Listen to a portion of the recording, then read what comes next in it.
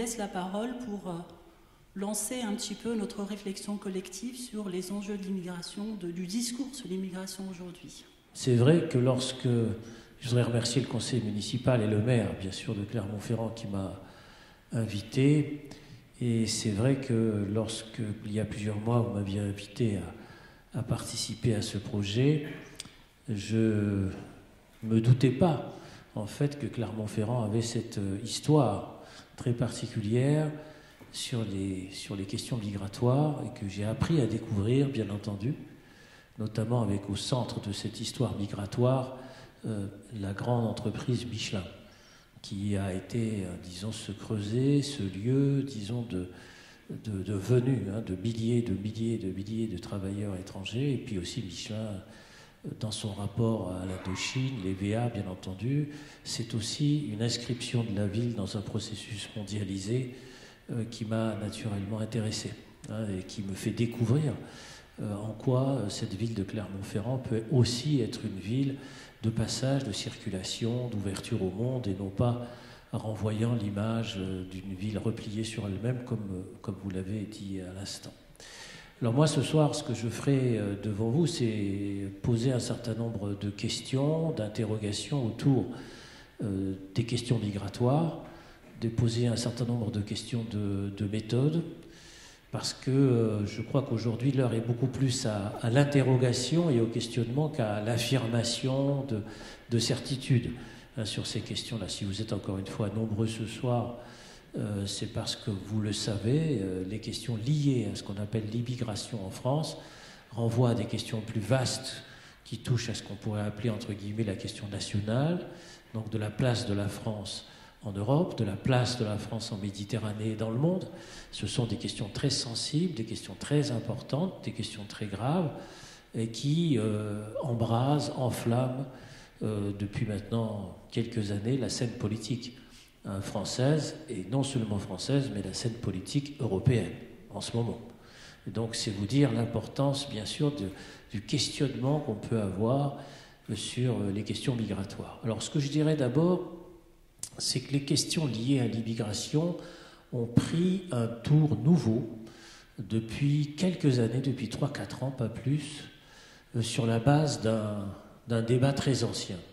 Je dis un tour nouveau parce que personne n'aurait pu prévoir en 2013, 2014, 2015 la rapidité, la vitesse d'effondrement des États dans des situations de guerre absolument terrifiantes et qui ont provoqué des déplacements massifs de population dans un laps de temps record.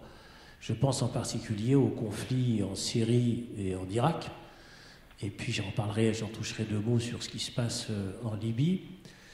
Personne n'aurait pu prévoir effectivement une telle accélération historique, et qui ont jeté sur les routes de la migration et de l'exil des centaines de milliers de personnes, voire des millions de personnes. Et cela, ce n'était pas prévu sur le plan historique. Ce n'était pas prévu du tout dans la mesure où lorsqu'on existait ce qu'on a appelé les ébranlements liés, entre guillemets, aux révolutions arabes, dans les années 2011-2012, la grande espérance qui existait, c'était cette promesse d'établissement de régime démocratique dans des situations où effectivement, que ce soit en Tunisie avec le départ de Ben Ali, que ce soit l'Égypte avec Moubarak, que ce soit naturellement Bachar el-Assad ou Kadhafi, nous avions des situations de promesses démocratiques qui brusquement avaient surgi dans les années 2011, 2012, 2013. Et comme vous le savez aussi, cette promesse, ces espérances n'ont pas débouché sur l'établissement de régimes démocratiques, mais au contraire sur l'effondrement des États. Et ça, ce n'était pas prévu. L'effondrement des États, c'est-à-dire si vous prenez un pays comme la Syrie, depuis pratiquement 2012, 2013, 2014, il y a eu entre 250 000 et 300 000 morts en Syrie, ce qui est absolument énorme, ce qui est considérable, qui n'était absolument pas prévu. Et des millions de Syriens ont fui leur pays pour s'établir d'abord dans des pays limitrophes, comme le Liban, qui a accueilli près d'1 million de Syriens, la Jordanie, bien sûr, la Tunisie, qui ont accueilli des millions de Syriens. Ça, on le sait que trop peu en Europe. Avant d'arriver en Europe, beaucoup de Syriens et de Syro-Irakiens, pourrait-on dire, ont fui vers les pays limitrophes. C'est avec l'installation de camps de réfugiés, notamment dans un pays très fragile comme le Liban, où des centaines de milliers de personnes, maintenant depuis 3-4 ans, vivent dans des camps de réfugiés. Et cette vitesse d'effondrement, cette rapidité d'effondrement, on l'a vu aussi bien sûr en Libye. Et si j'insiste sur la Libye, où l'État a littéralement disparu, puisqu'on assiste à l'affrontement de milices sur 3 régions séparées du pays, c'est très important parce que la Libye, c'était la grande porte d'entrée vers l'Europe. Et cette porte d'entrée vers l'Europe, qui était cadenassée par Kadhafi, s'est brusquement ouverte. Et en s'ouvrant brusquement, eh bien, se sont engouffrés des centaines de milliers de ceux qu'on appelle, entre guillemets, les subsahariens, c'est-à-dire les Africains, en fait, fondamentalement. C'est-à-dire qu'à l'effondrement des États jetant sur les routes de l'exil des centaines de milliers de personnes dans cette région du monde, sont venues s'ajouter les personnes qui, traditionnellement, fuyaient la misère sociale. C'est-à-dire qu'à la question classique, dans le fond, de la fuite dans des situations de conflit et de guerre, sont venues s'ajouter les situations désormais traditionnelles de ceux qui fuient la pauvreté, l'inégalité, etc., etc. Donc nous avons une situation nouvelle qui s'est présentée à l'Europe dans l'année 2015-2016, où, comme vous le savez, 1,5 million de personnes sont entrées en Allemagne, ce qui ne s'était jamais vu auparavant en Europe. La France, dans le même temps, a accueilli un peu plus de 20 000 personnes. L'Allemagne, 1,5 million. Donc, nous sommes dans une situation, dans un défi absolument nouveau. Quelque chose qui ne s'était jamais posé en Europe, pratiquement depuis la Seconde Guerre mondiale, pratiquement depuis 1945.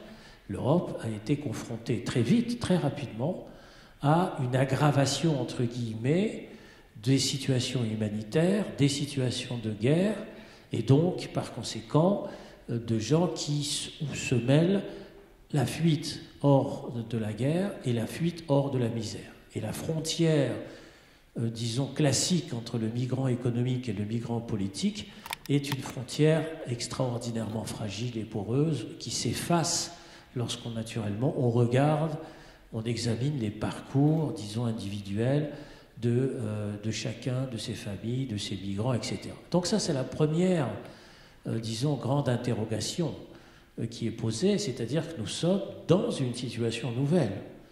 Ce n'est pas une situation qu'on a toujours connue et qui se continue, qui se poursuit. C'est un seuil qui a été franchi pour l'Europe. Le fait qu'on ait eu effectivement cet afflux de réfugiés, de migrants économiques, etc., etc. Alors, dans cette situation-là, on pourrait s'interroger sur le fait que, dans le fond, l'Europe, et la France en particulier, se sont, entre guillemets, trouvés désarmés, c'est-à-dire de ne pas pouvoir réfléchir, affronter ce type de situation et de problème. C'est vrai qu'en France, il y a très peu de connaisseurs, de spécialistes du monde méditerranéen, du monde arabo-musulman, et on paye, disons, cette méconnaissance sur le plan culturel, sur le plan universitaire. On le paye, bien sûr, parce qu'il y a très très peu de spécialistes en France de l'histoire du Maghreb, très peu de spécialistes qui sont confrontés, disons, à cette zone particulière de l'histoire, qui pourtant sont des zones en proximité à la fois géographique et culturelle très fortes, disons, avec l'Europe et avec la France en particulier. D'où la surprise de cette situation. Ça, c'est une première surprise, cette espèce de désarmement culturel et cette interrogation subite sur cet afflux massif, disons, de migrants, de réfugiés, etc. Pourtant, la France, par parenthèse, a déjà connu des situations d'afflux de migrants dans des situations d'effondrement d'État. C'est le cas, par exemple, de ce qui s'est passé en Espagne en 1939, où l'État s'est effondré à travers, comme vous le savez, la guerre civile espagnole, et 500 000 réfugiés espagnols ont franchi les Pyrénées en l'espace de quelques semaines, 500 000. Dans les premiers mois de l'année 39, jusqu'à l'été 39, en l'espace de quelques mois, c'est des centaines de milliers de personnes qui ont franchi les Pyrénées, se sont installées, comme vous le savez, dans les régions de Bagnols, Perpignan, etc., etc. C'est dans des situations d'effondrement qui étaient quelque part aussi inattendues.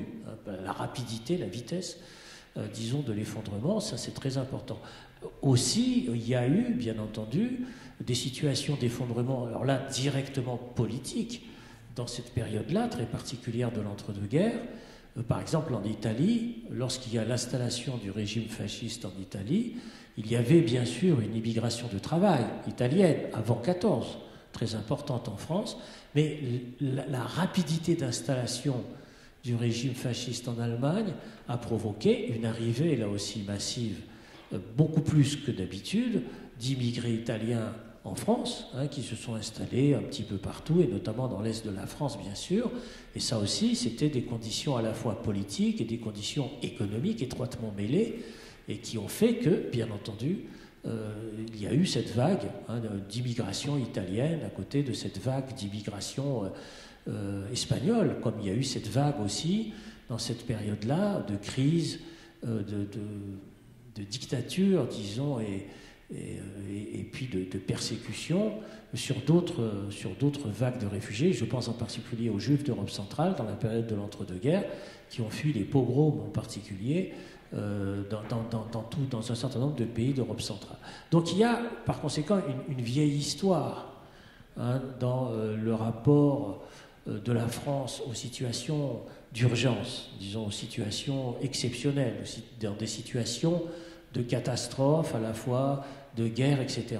Et dans ce rapport à la question de la guerre, et pour l'histoire française, bien entendu, il y a aussi un autre aspect.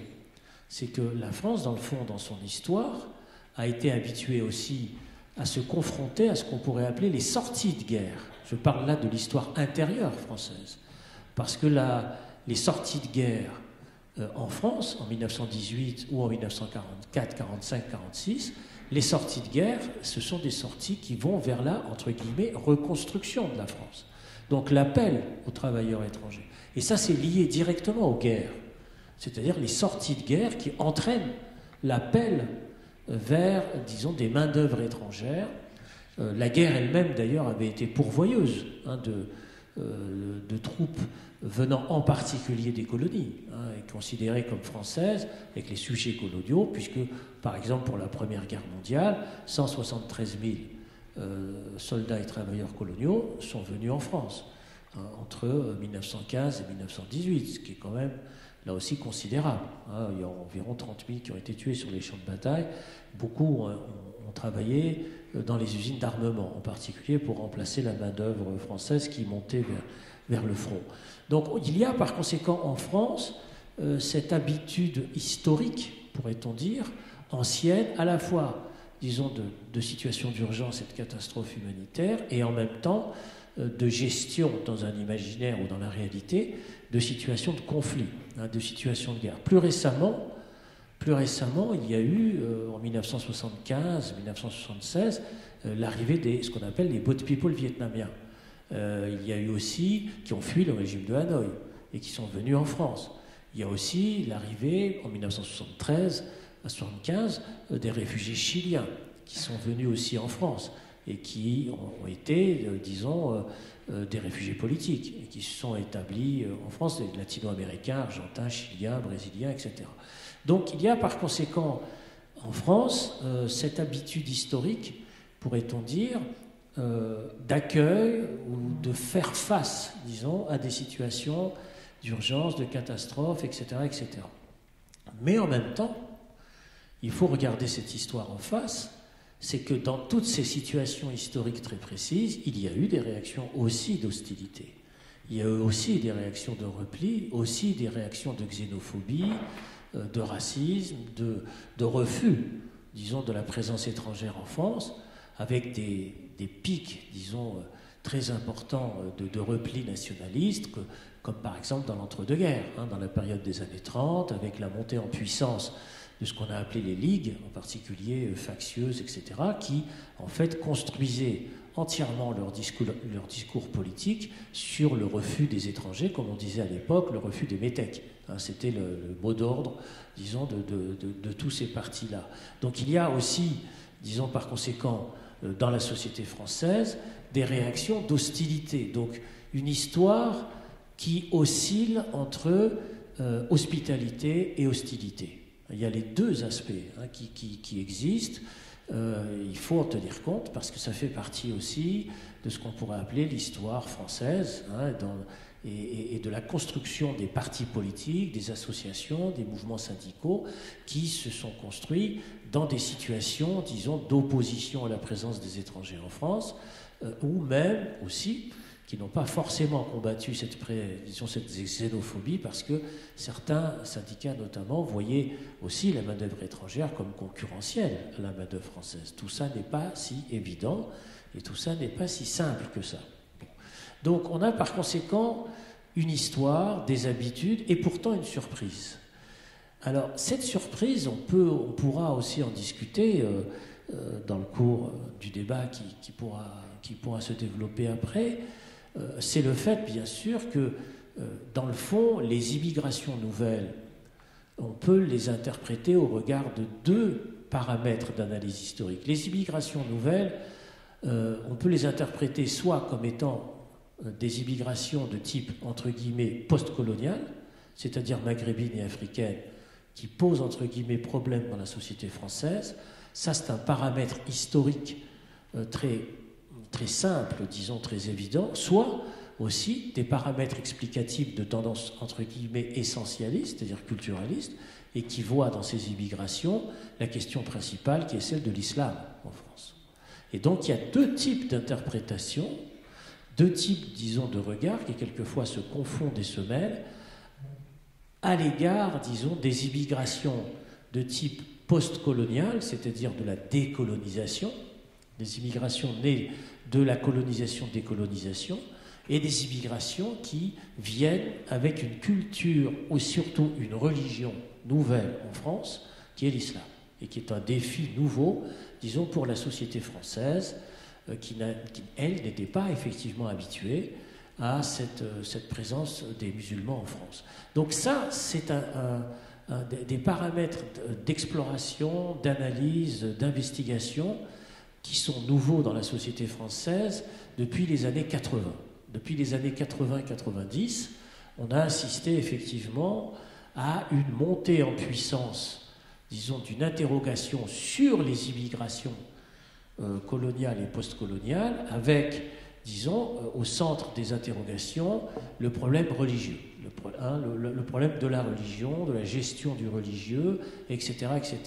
Et ça, bien entendu, ça secoue, disons, la société française, ça travaille, disons, la société européenne, et il faut regarder cette situation en face, il faut le dire, parce que si on esquive la question et en se situant exclusivement sur un biais social ou sur un biais culturel, on ne regarde pas, disons, les choses telles qu'elles se passent et telles qu'elles sont perçues, disons, par beaucoup de Français d'aujourd'hui, qui s'interrogent, disons, sur cette question-là.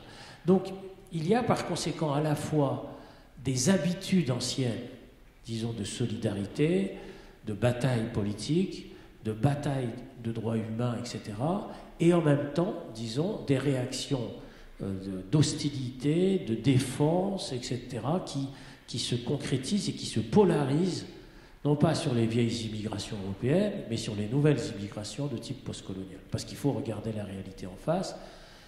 Les polarisations et les phénomènes, les réflexes de rejet, disons, se polarisent, disons, sur ces immigrations-là, plus que sur les immigrations, disons, anciennes, comme l'immigration italienne. En France, on a, par exemple, au musée de l'immigration, organisé une grande exposition qui a duré 6 mois sur l'immigration italienne en France. Et c'est à l'occasion de cette exposition sur les Italiens qu'on a enregistré un taux de fréquentation très, très élevé. C'est-à-dire que ça veut dire quoi? Ça veut dire que l'immigration italienne est une des plus grandes, une des plus importantes. C'est peu connu, on le sait peu, que c'est une des plus grandes immigrations. Mais ça veut dire aussi que quelque part, ces Italiens en France qui sont là depuis longtemps, dans le fond, eh bien, sont aussi quand même également à la recherche quelque part d'une origine, d'une généalogie, d'une filiation, d'une histoire particulière, puisqu'on a eu beaucoup, je n'ai pas les chiffres en tête, mais c'est une des expositions qui a le plus marché dans l'histoire récente du musée de l'immigration. C'est quand même significatif, tout ça pour vous dire que les questions liées à la migration ne s'effacent pas facilement. Donc voilà déjà une première grande interrogation. Alors il y a une deuxième grande interrogation qu'on a abordée d'ailleurs cet après-midi dans cette réunion du Conseil scientifique. Cette deuxième grande interrogation, c'est le problème du rapport dans le vocabulaire entre ce qu'on pourrait appeler l'immigré, le migrant et disons l'étranger.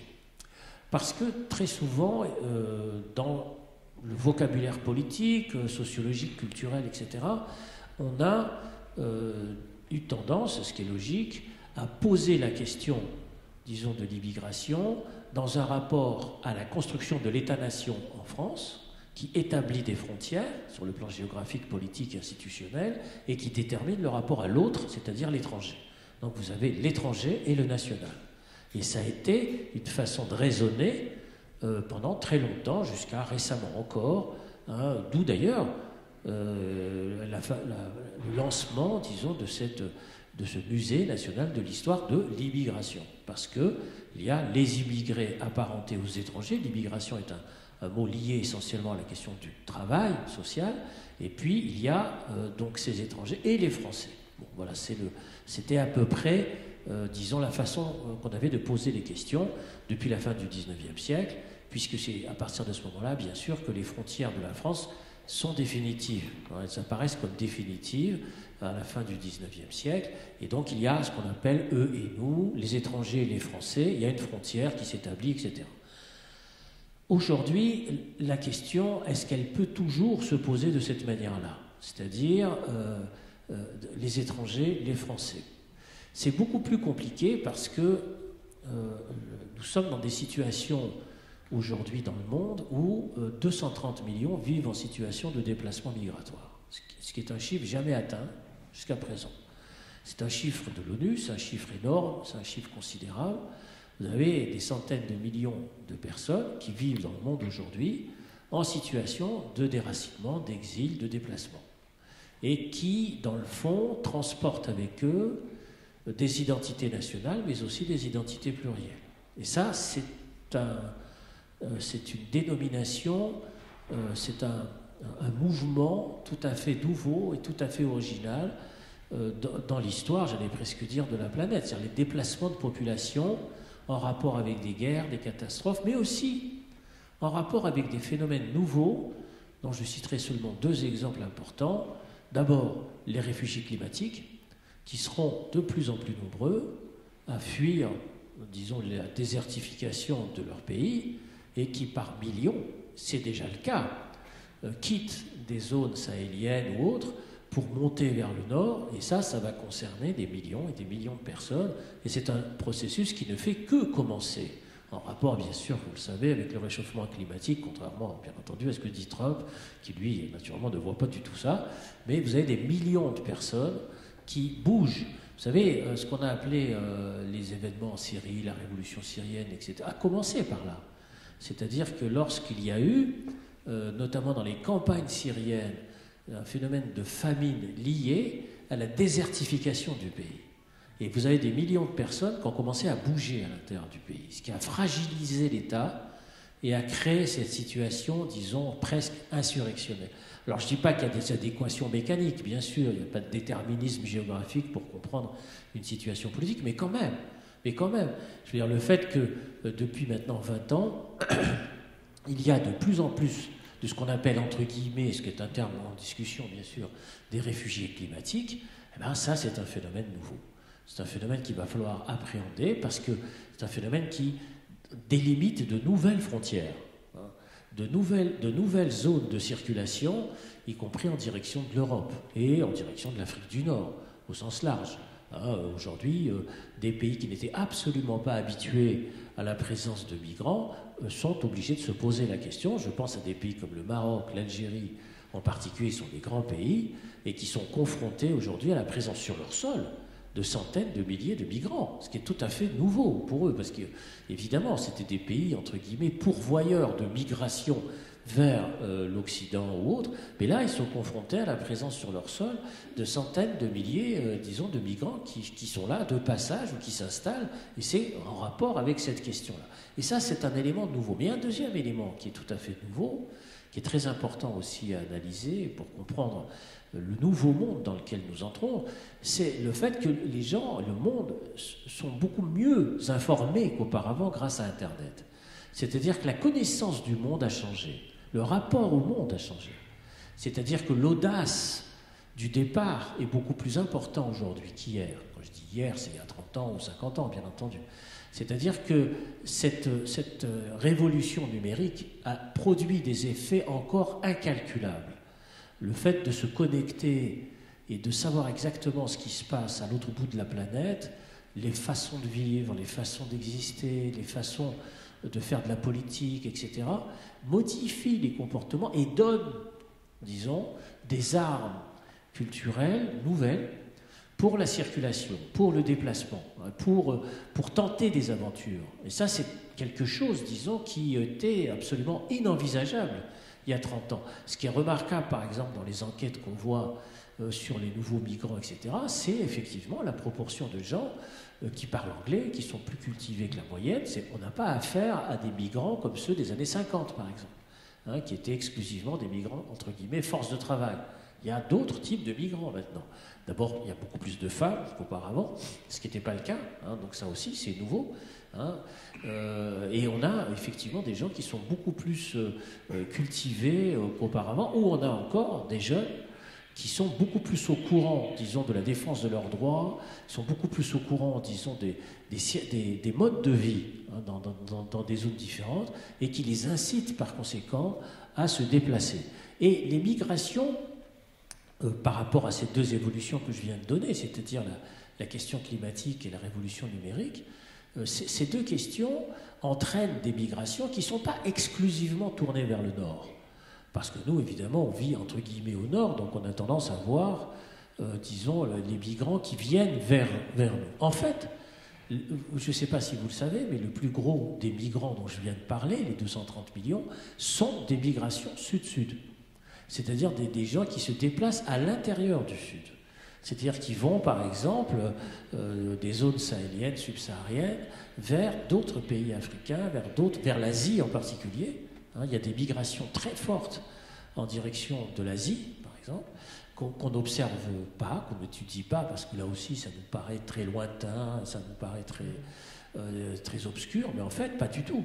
Les migrations, notamment à l'intérieur du monde asiatique, sont des migrations colossales à l'intérieur du monde asiatique. Ça aussi, ce sont des phénomènes tout à fait nouveaux. Donc, ces nouvelles migrations qui font changer, bousculer les lignes sur le rapport à l'État-nation, le rapport entre le Nord et le Sud, l'aggravation des misères sociales et la connaissance qu'on peut en avoir, donc la façon de se défendre par rapport à ça, eh bien, provoque, et ça aussi, c'est un événement qu'il faut analyser, provoque, cette nouvelle situation, des replis nationalistes très puissants. C'est-à-dire des volontés de se barricader et de refuser ce monde qui arrive très vite. C'est un monde qui arrive à une très très grande vitesse, et comme tous les mondes qui arrivent à très grande vitesse, naturellement, ils font peur. Et donc, on assiste à des replis de type, entre guillemets, identitaire, de type nationaliste, notamment en Europe, avec la volonté, disons, très forte de se, entre guillemets, barricader, de fermer les frontières, d'élever des murs. On a assisté à ce phénomène, bien sûr, aux États-Unis, avec l'élection de Trump, qui est directement le produit, disons, en prolongement de cette volonté de refuser, dans le fond, un monde qui arrive, un monde qui change, etc. Donc il y a aussi cette tendance-là en Europe, notamment dans l'Est de l'Europe, dans des pays comme la Pologne ou des pays comme la Hongrie. Vous avez vu les dernières manifestations en Pologne, bien entendu. Donc on a, par conséquent, à la fois ce monde qui arrive, qui change, et à la fois, disons, des réactions très très fortes de repli sur soi, de nationalisme, etc. Donc c'est une situation difficile. La France, dans ce monde-là, dans cette situation-là, est-ce que la France est capable d'affronter, de regarder cette histoire nouvelle, adossée bien sûr à son histoire ancienne, à ses habitudes, etc. Bien, quelque part, oui quand même. Parce qu'il y a en France une habitude, disons, dans le rapport à la migration, beaucoup plus forte que dans des pays comme l'Allemagne, la Pologne, etc. La France est un vieux pays d'immigration. Et ce qui est un vieux pays d'immigration peut quelque part être aussi un atout, je veux dire sur le plan de l'imaginaire historique. Il y a cette vieille habitude qui existe, disons, d'être quelque part dans l'altérité, c'est-à-dire dans la reconnaissance de l'autre, dans ce qu'il apporte, dans la culture, etc., etc. La preuve, c'est que dans les dernières enquêtes statistiques de l'INED sur les enfants issus de l'immigration, disons, près de 60%, c'est une enquête de février 2017, des enfants issus de l'immigration sont issus de couples mixtes en France. La France est le pays où la mixité par le mariage et par la façon est le plus grand d'Europe. Ça, c'est des choses aussi qu'on ne sait pas. Ça veut dire qu'il peut y avoir des discours de repli, de refus, etc. Mais vous avez une pratique, disons, dans la vie réelle, sur la mixité, sur le mariage mixte, ou simplement le fait de vivre ensemble et d'avoir des enfants, qui est énorme.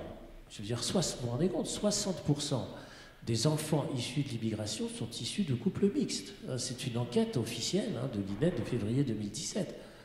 Il n'y a pas d'équivalent en Europe. Ça veut dire que ça donne effectivement des raisons d'espérer par rapport à des idéologies de type décliniste. C'est-à-dire c'est fini, c'est terminé, on est foutu, maintenant il faut faire la guerre, quoi. Bon, il n'y a pas d'autre solution. Bon, c'est la conclusion de tout ça, c'est qu'il faut sortir le fusil, puis voilà, quoi. Bon. Mais je ne crois pas à ça, je crois au contraire qu'il y a une autre société qui émerge derrière ce type de discours. Maintenant, je conclurai là-dessus, ça ne veut pas dire que les problèmes sont réglés, que les problèmes ne sont pas aussi en France devant nous. En particulier, c'est ce qu'on a discuté, enfin ce que j'ai soulevé cet après-midi, comme question, comme discussion, c'est le fait que vous avez effectivement des enfants issus d'immigration qui sont donc français, mais qui se vivent encore, pas tous, mais une minorité se vit comme étrangers. Et donc comment combler, disons, cette sensation de se sentir étranger dans un pays où on est français? On est français sur le plan juridique, sur le plan des papiers, etc., etc. Et c'est une sensation qui nous renvoie à ce qu'on appelle en France, entre guillemets, le modèle républicain. C'est-à-dire, dans le fond, est-ce que le modèle républicain proposé aujourd'hui peut répondre à ce type de questionnement, c'est-à-dire de ceux qui sont français, mais qui se vivent toujours quelque part comme des étrangers. Alors ça, c'est une interrogation nouvelle aussi dans la société française. C'est une interrogation qui date maintenant d'une vingtaine d'années, qui est tout à fait nouvelle et qui peut se combler, bien sûr, par l'éducation, par la culture, par l'école, mais aussi par l'engagement politique, par l'engagement citoyen, etc. Or, et je terminerai là-dessus, le grand problème, c'est que c'est la crise du politique. Parce que dans la crise du politique existent les replis communautaires, nationalistes, identitaires, de ceux qui ne se reconnaissent pas dans des discours de type universaliste. Et c'est la crise et l'effondrement, disons, des partis politiques qui permet aussi d'ouvrir des brèches à ce niveau-là comme des refuges identitaires, personnels, intimes, familiaux. Et là, c'est la question, bien sûr, en France, de la reconstruction du politique qui est posée. Voilà, je vous remercie.